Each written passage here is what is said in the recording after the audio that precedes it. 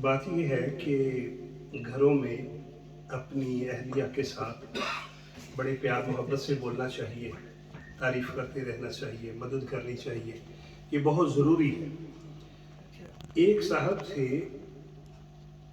एक खातून थी बड़ी पढ़ी लिखी, बड़ी एजुकेटेड किस्म की। उनकी शादी हो गई एक ऐसे साहब से जो किसी बात पे तारीफ़ करते ही नहीं थे। अब खातून का बड़ा दिल करता था कि ये मेरे से बातें करें, मेरी बातों की तारीफ़ करें, मशवरा लूँ इनसे।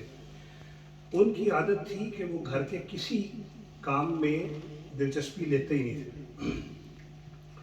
हर बात पे कहते थे ओ जिस तरह कहोगे कारकुर लाएंगे।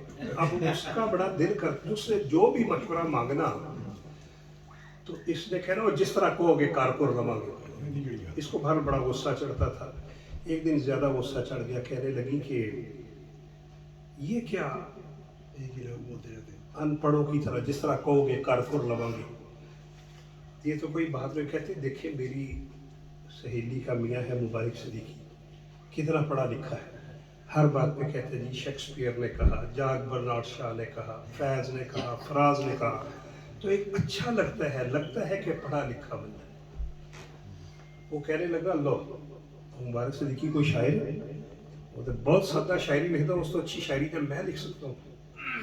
वो औरत बड़ी खुश हुई, कहती है अच्छा आप भी शेर लिख सकते हैं। कहता जी मैं तो उससे बहुत अच्छे शेर लिखता था। बहुत खुश हुई, कहती है अच्छा तो फिर कोई शेर सुनाइए। कहता लो जी अभी सुने। अर्ज किया है कि तेरी आंखें हैं गोया के समंदर। कहती हूँ अल्लाह अकबर, मुझे पता ही नहीं था इतने बड़े शायर हैं। मैं तो आज ही स्टेटस पे लगाती हूँ ये शेर, सुनाइए। कहता है तेरी आंखें हैं गोया के समंदर। कहती वाह वाह वाह वाह वाह आगे। कहता तेरी आंखें हैं गोया के समंदर, मैं इनमें डूब जाना चाहता हूँ। वाह वाह वाह वाह, आज ही स्टेटस पे लगाती हूँ। आगे क्या है? कहता तेरी आंखें हैं गोया के समंदर, मैं इनमें डूब जाना चाहता हूँ। कहती आगे क्या? कहता आगे की अगर डुब्बन लगे थे तार तोड़ लांगे तो जिस तरह कहोगे कारकुर लांगे।